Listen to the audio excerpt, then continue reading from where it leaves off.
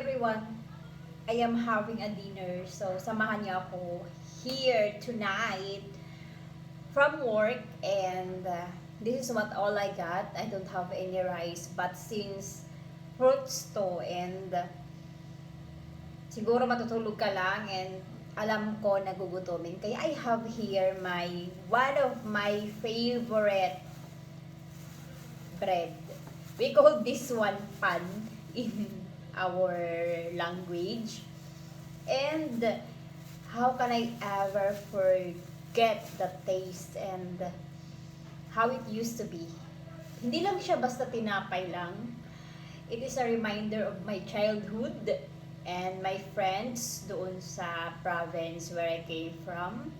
Kasi every time na pauwi kami sa school, if we still have budget, dumadaan kami sa famous panaderia in our local store. And is sabi ko nga, hindi lang siya basta tinapay. Nagre-remind siya, parang it's kind of pinaparamdam niya sa akin yung kabataan ko, how happy it looks like nung nasa high school pa. And this is how it looks like. No?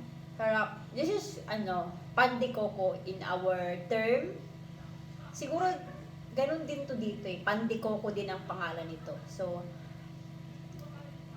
I'm having this one and some milk para makatulog tayo ng maayos. Kaya, kasi wala na tayong pera eh. Kung ano lang meron, yun na lang yung pagkasyahin. Tsaka diba, kasalanan kasi ito ng mga contractor eh. Gusto kong maging neutral about that issue but no, I cannot. Napakawalang hiya nyo. Tsaka ayaw ko ma-stress. So, I live here for almost 2 years already. I mean 3 years. How is it going? It's okay actually. I have experienced a lot of things right here. Siguro kung nandun lang ako sa province ko, it's something that I love, but hindi ako mag-grow. Manila will taught you a lot of things. Hindi lang about, it's not all about the money, but the experiences na babaunin mo kung sakaling ikaw ay umuwi na sa inyong probinsya. I am planning of working in public and private schools. But right now, since gusto ko nga ng exploration, gusto ko ng iba-iba yung environment ko, like every month, I wanted to experience different work. Kaya kong mag-awul. It's not funny, everyone, but I don't know.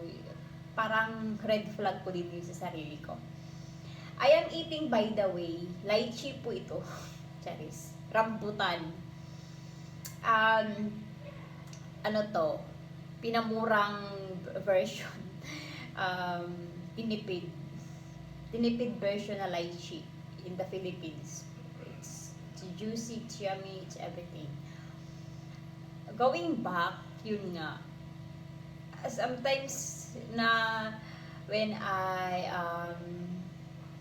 yung patulog na ako, natatawa ko sa self ko. Sabi ko, oh my Erica, you have come too far. Like, nandito ka pa nga sa Manila, pero ang dami mo nang naging karanasan sa life. How much more if you will go beyond this place, which is, I really love.